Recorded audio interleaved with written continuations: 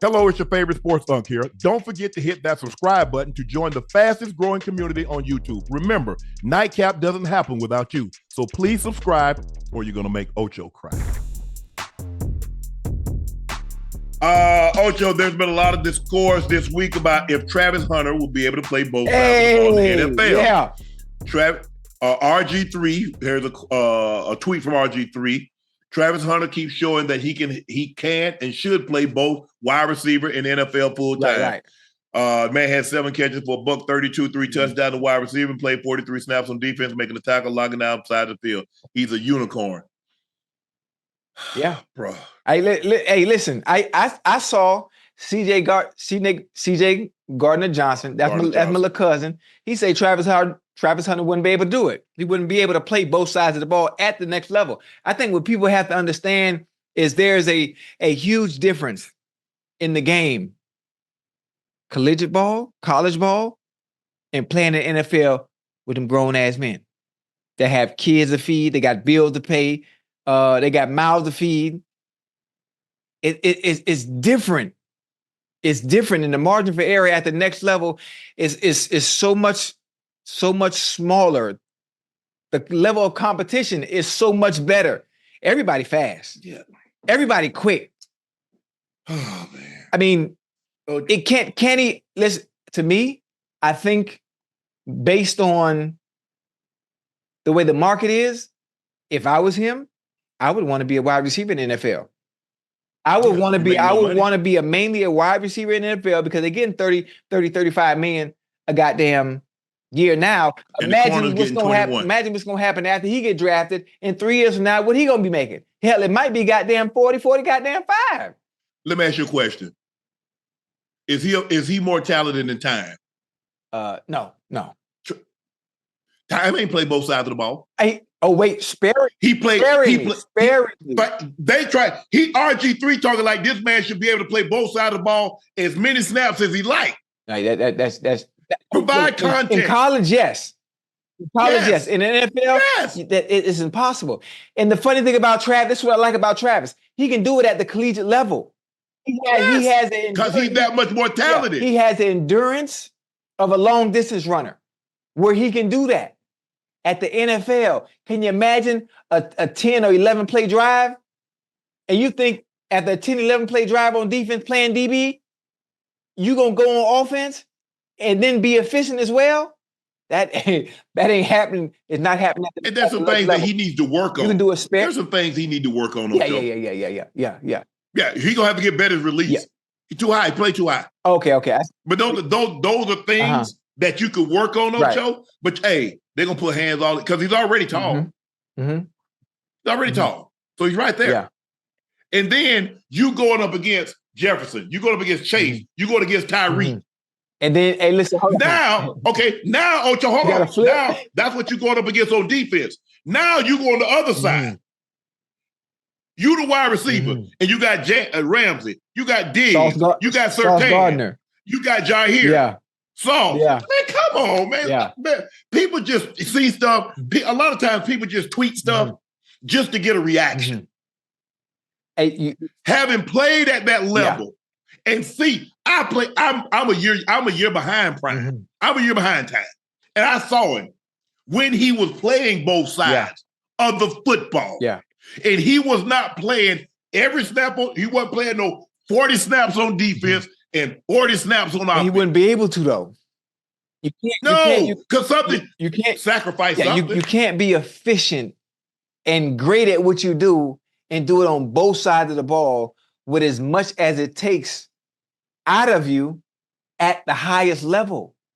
It's hard. It's impossible. What Travis Hunter can do, because he's such a special talent, is once he gets there, you got to play receiver because of the market and the money that you can command and warrant because of how good you are.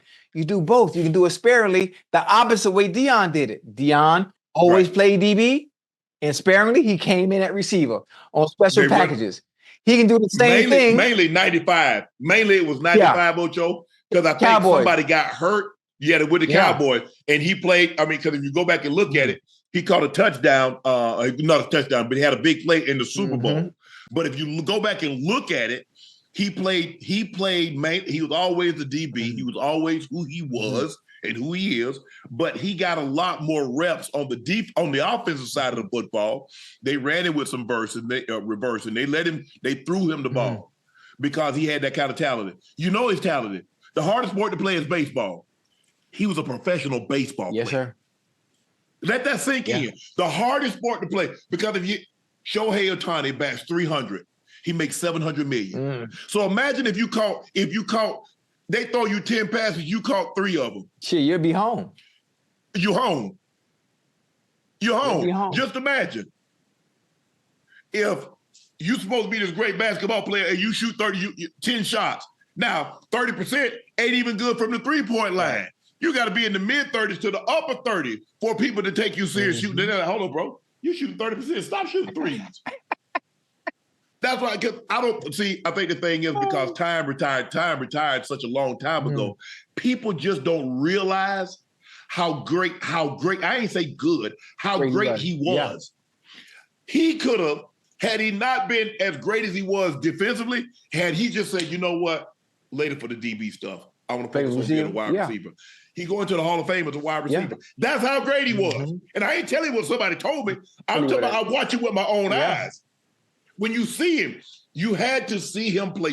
You need, like some things, Ocho, like I understand that there's film, there's footage, or you see it in the stadium. It's not the same. But you need to be on the field level to see it. That's the same. You need to be right there. Like to see a Barry Sanders or to see Jerry. See, that's the same. I tell a lot of people that. I know I'm going to get off topic a little bit. I tell a lot of people that, like we watch the Olympics. We see how fast Noah Lyles and Tobago and all these young fellas are running, but I think the casual fan doesn't understand how fast they moving until you see it up close. Unc is different. You need to go to a track meet. When I talk about people always watching film on Randy Moss or seeing film on goddamn T.O. and they say, oh, they were great. Or Tyreek, they just look at the numbers. Forget the numbers. You have to see these motherfuckers up close and how fast and good they were in person. Dog, I'm on the field with you, playing against you, and I'm in awe. I'm in awe. Yes. Watching. So I don't think people understand. Yes, I understand their greatness in the finished product that we see as them being Hall of Famers, but I got to see it from the beginning to the middle to the end. In person, live with my own eyes, and I'm like, God damn. I'm on the... Think about all the receivers today. Think about the greats, the Justin Jeffersons, the Jamar Chases, Devontae Adams. I mean, all them boys. Tyreek, all them, Mike Evans, whoever ever see CD. Nothing will compare to that era of T.O. and Moss.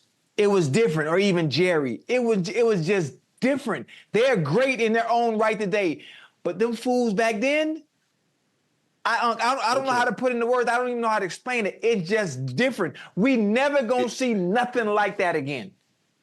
Never. Well, they've added games, and teams don't run the football like they did in the 90s. Right. When you see Chris Carter and you see Jerry and you see Tim Brown and you see these guys with 1,000 catches, think about how much they ran the ball. When I got to the league in the 90s, everybody said, pack your defense and your run game. Sir. You threw the ball on third down. Yeah. Or if you try to get slick and you got stopped behind the line of scrimmage on first down or something, you would throw it. If it was a second and long, you would throw it. But more times than not, you ran the ball first and second down, you threw it. Every once in a while, you'll swing it out there. You try to catch the defense off balance. But more times than not, you ran the football. Yeah. That's what makes Jerry, the numbers that Jerry put up so effing impressive. Yeah. 1,500 catches and mainly in a running era. Now, that's not to diminish what other guys have done. But the man got 208 touchdowns. Do you know how many? Do people actually think about it? Jerry had 197 receiving touchdowns. That's crazy. 197. That's crazy. No, but Randy is second behind him. 150. He's 44 short. Yeah. So how many over How many touchdowns did Jefferson have in 3 years? I don't think he has 44. Who has 44 touchdowns over the last 3 years? The last 4 years? That's how many. That's just how great Jerry was. Jerry had 1,000 yards receiving at 40. Ocho at 40. Yeah. That's crazy. Mm-hmm. People don't remember. Do y'all remember Jerry when he was at Oakland and they went to the Super Bowl? Jerry had 1,200 yards. We played him. We played him and Tim was there. I think I was young. I might have been in my second or third year, something like that. They still had the goddamn the baseball field. Right. And hold on, I'm trying to think. If I'm not mistaken, I think Chuck McNarick was the last full-time offensive and defensive player. Mm-hmm. That had to be in the 60s. Mm-hmm. The last full-time. Mm-hmm. I was also when Bo. I was in the league when Bo was in the league. Yeah. When Bo, if you go back and look at the film, when Bo ran over the Bronco players, I was on the sideline. That was my rookie year. He ended up getting hurt about 2 weeks later. He got dragged down from behind, popped his hip out the socket. It was never the same. Ended up having to have his hip replaced. But I saw Bo up close. I saw it with my own two eyes. Had heard about all the stories and him catching the ball and running up the side of the wall in the All-Star game and then hitting the home run.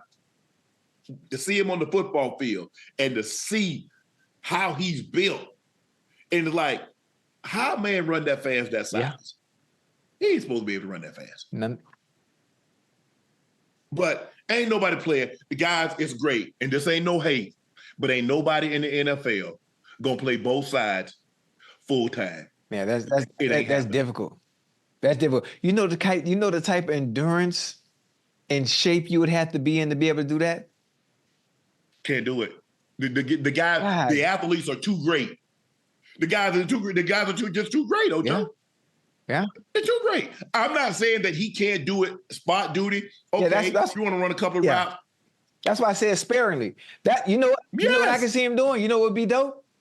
This would be dope. Playing receiver, playing receiver full time, which you want to do, that has to be what he wants to do because of the market. It only makes sense. And then coming in on nickel on third down and covering the third receiver because he is just that good. Yeah. What you think? No? That's a possibility. That's a possibility. Like but boy, hey. I'm trying to think. Think about Trav, right? Think about Travis Hunter. Yeah. He get drafted next year. I say he going top 3. I say he going top 3. Think about this. I can see Depending on where he goes, week 1, let's say, just hypothetically speaking, he is playing both sides of the ball full time. Imagine they playing the goddamn Vikings. And you got goddamn Justin Jefferson on the goddamn 11-play drive because you got to cover the number 1 receiver. And then you got to go play on offense and then got to deal with the Vikings' best corner. If I'm not mistaken, it might be Byron Murphy. I might have the name wrong. I might be wrong. But just imagine that. And the amount of exhaustion it's going to take. You know what it take to cover somebody like JJ on a 7-play series, and then have to turn around and deal with the Vikings' best corner, who is also like that. You see receivers coming out on 7-8 play drives now. Hey, give me a break. Hey, tapping that helmet. So what we supposed to do? So you have this long drive. Right. They kick off and you got to go right out there. What you think? What you think the offense? If you trot your ass out there on defense, what you think the offensive coordinator gonna do when you just had a long drive on offense and you was out there the whole time? I'm going at you. Damn. That's what I'm gonna do. I like the thought of it though. The thought of doing it is exciting to me. The thought of doing it, I'm just understanding what it entails and what it comes with and how much energy you have to exert to be able to pull it off. I'm just thinking about playing goddamn receiver and how difficult that is from a standpoint of actually doing it, especially when I'm going against one of them dogs. You see, week to week in college, you're going to see that dog every so often. Boy, you got 17 weeks. You got 17 weeks of that boy. It's different. I mean, think about it. Let me ask you a question. Which one of those receivers he faced, which one of those DBs you think playing on Sunday? Shit. Guess who he gonna be playing on Sundays? Every one of those guys he faced on Sunday in the NFL on both sides of the ball. Yeah. I like the idea because he's gonna get better. He gonna get sharper. We saw JJ. Remember JJ had the outstanding season. He come in and caught a couple of touchdowns at tight end. Mike Vrabel, you played defense, used to come in on the goal line, catch a couple of plays. We see defensive linemen come in, they block, they play defense, do a block. Hell, Sapp caught a touchdown. But to do it full time, basically, you're asking a guy to go out there and play 80 snaps, 90 snaps. So let's just say there's 65 snaps a game, both sides of the ball. That's 130 snaps. Well, we know ain't nobody playing 130 snaps. So I'm just saying, I'm being conservative, Ocho, and saying, try to play 80, 90. I don't know. The most I've ever played in the game, Ocho, I played 94 snaps. 94. Now, I was a little older. I wasn't young like Trav, but 94 snaps, I don't know if y'all noticed, but 94 snaps is a lot of damn plays. And I'm just playing offense. And I ain't running all them plays because, you know, I was tight end blocking some of them. Yeah, it takes energy to block, but not nearly enough to take you get your ass down the field. And as a DB, what you think they do? A lot of times, them guys just run you off. They ain't trying to block you. They running you off, make you chase. And then you see somebody break free. You got to go try to chase them down. It's an awful lot. And it sounds good in theory, but I think I agree with you and your assessment. Yes, sir. Full time on one side of the ball, sparingly on the other. Nickel, coming on third down.